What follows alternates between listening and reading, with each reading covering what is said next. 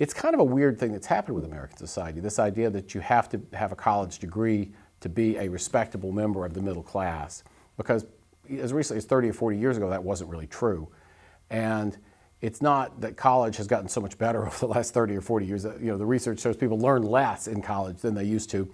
So it's sort of odd that it's become a status symbol. But status symbols are fundamentally kind of un-American in that regard. And the idea that you should have to put in 4+ years doing something you don't really want to do just to be taken seriously as a member of society seems kind of odd.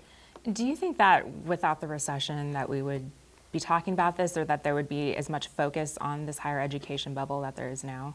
Yeah, I mean, I think it would have taken longer. You know, they have a saying in the business community that when the tide goes out, you can see who's not wearing pants, and that's what happens with recessions. And that's happened with higher education. If the economy were booming, the same trends would be underway, because the underlying trend is that the tuition costs have increased at more than double the rate of income. And as long as that happens, you've got a gap that can't be filled forever.